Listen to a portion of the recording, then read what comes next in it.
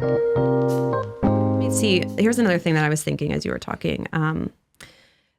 So Edith Stein's work has helped me think through this as well. So her essays on woman, which I highly recommend. So she's super interesting, Catholic saint. Her saint name is Saint Teresa Benedicta of the Cross, Jewish convert, German, killed in Auschwitz, also a philosopher, Carmelite. She's amazing. Mm-hmm. She's one of my, if I get another giant tattoo, it'll be Edith Stein. Yeah. Anyway, so she talks about, like when she does this kind of brilliant reading of Genesis. She was also a big influence on John Paul II. Right. In his understanding of men and women. So she writes about 3 kind of orders where there's the original order depicted in kind of Genesis 1 and 2, and the fallen order that we really see depicted in Genesis 3, and then the redemptive order that's opened by Christ and his grace. And so one of the things she writes about the fallen order, she picks up on Genesis, I want to say it's 3:16, I'm not sure, but it's the part of God's response to the woman where he says, you know, your desire will be for your husband and he will rule over you, right? So Edith Stein talks about how one of the ways that sin manifests in our world is trying to disrupt the communion and harmony and love between men and women. And one of the ways that it does that is by relationships of domination. So the kind of libido dominandi that we have, and that one way that it manifests is in relationships of domination. And as long as we, and sometimes that is men dominating women. And I don't think I don't know, maybe I do need to make the argument that historically speaking, like men dominating women has been a feature of almost all human cultures, right? Is that a huge argument to make, or is that? Oh, I'd have to hear it, but without totalizing it. But what I liked what you did there is you just said there have been some men who have dominated some women. So even if you like lower the bar for your argument, it'll be easy to argue for. I think, like, has there been times in history ever where men have dominated women through?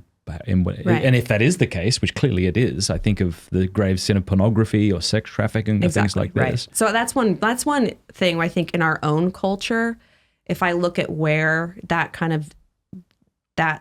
sexual domination still exists and is thriving, it would be in pornography and sex trafficking and the hypersexualization of women. I also think that we have in our culture, in some forms of feminism, have reversed that domination. So now they want to see women dominating men, right? Which we do see. Yeah, absolutely. Exactly. So the way I look at maybe it now, not in a physical way, right? But in a wives being just nagging and bitchy and all of these things. So was that too intense? No. I was just trying to remember what I was talking about. Sorry, I got you off. No, it's totally fine. So I think. And this is something, so when John Paul II says we need a new feminism, what he says, that the rest of that sentence is basically, we need a new form of feminism that doesn't simply replicate modes of male domination.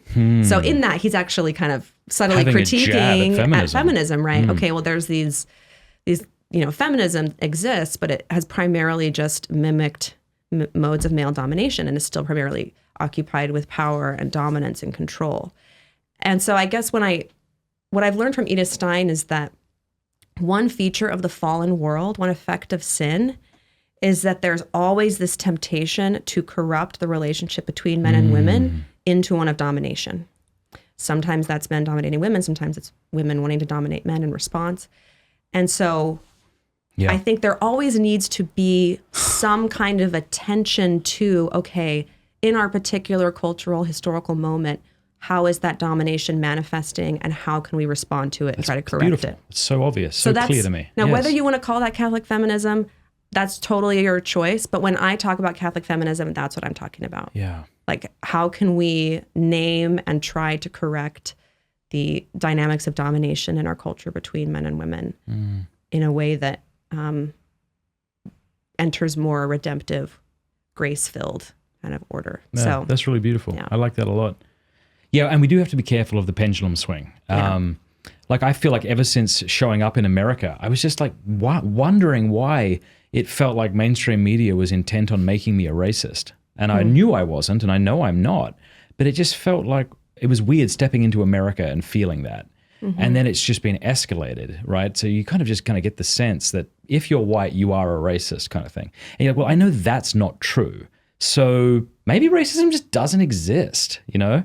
In fact, maybe, you know, and you just keep spiraling, right? It's like you're you're both sides are gaslighting each other, and maybe even trying to show their allegiance to their particular tribe. Exactly. You know, so oh, you think you're against feminism? Well, I don't think a woman should ever speak ever, not even a single word. Right. But, you know, she should only know sign language. Again, nobody is saying that, but you see what I mean, where it's like we kind of keep triggering each other. Yeah. And in order to show how faithful you are to the cause, you say things that are increasingly inflammatory, perhaps. And then you get people cheering because you're the true believer here on this side. And so I know.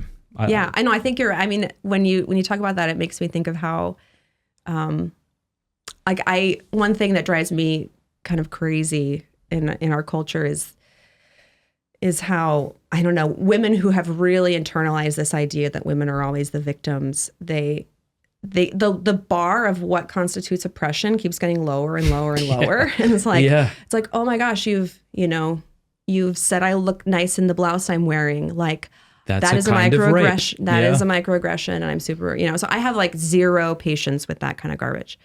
Like I hate that kind of garbage.